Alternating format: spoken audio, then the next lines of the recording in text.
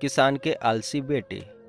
बहुत पुरानी बात है। किसी देश में एक बूढ़ा किसान रहता था।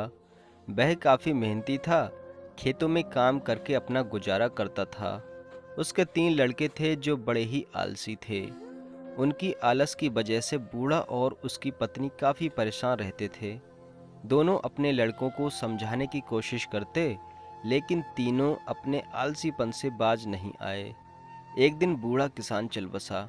बुढ़िया ने अपने बेटे को खेत पर जाने के लिए कहा, लेकिन वे नहीं गए। जब तक अनाज था बुढ़िया ने उनको बना बना कर खिलाया। आखिर में एक दिन घर का सारा अनाज खत्म हो गया।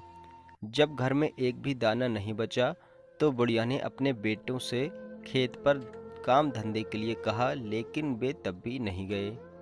एक दिन सुबह बुढ़िया उठकर रोने लगी। माँ को रोते देखकर उनके बेटों ने पूछा, तो माँ ने बताया, सपने में तुम्हारे पिता आए थे। उन्होंने बताया कि यदि तुम लोग खेत में से गड़ा हुआ धन निकाल कर ले आओ तो हमारी गरीबी दूर हो सकती है। तो इसमें रोने की क्या बात है? लड़कों ने पूछा। बुढ़िया बोली, मैं तो ये सोचकर रो रही हूँ कि अब खेत खोदकर कौन धन निकाल लाएगा। किसी दूसरे से कह भी नहीं सकती हूँ, इसलिए रो रही हूँ। बुढ़िया की बात सुनकर तीनों बेटों ने खेत पर जाकर जमीन खोदने लगे। तीनों बेटे एक ही जगह खुदाई कर रहे थे।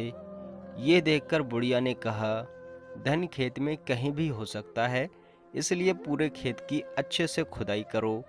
पूरा खेत खुद जाने के बाद जब धन नहीं मिला तो तीनों बेटे नाराज हो गए। बुढ़िया ने कहा, ठीक है, सपने में तुम्हारे पिता आने पर मैं उनसे इसकी शिकायत करूंगी। जब खेत की खुदाई हो गई है तो क्यों ना इसमें अनाज बो दिया जाए। बेटों ने अनाज बो दिया। कुछ ही दिनों में खेत में फसल लहलाने लगी। फसल काटने का वक्त आया तो एक दिन बुढ़िया फिर रोने लगी। बेटों ने पूछा, अब क्या हुआ? तेरे पिता सपने में आए थे, कहने लगे फसल को काटकर बाजार में बेच कर आओ, तब उन्हें धन के बारे में बताएंगे। बेटों ने धन के लालच में फसल काटकर बाजार में बेचने गए।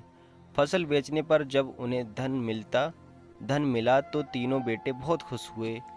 उस दिन से तीनों ने आलस त्याग कर खेत में काम करने लगे। यदि आप अमीर बनना चाहते हैं या अपने जीवन में सफल होना चाहते हैं तो आलस से बचें।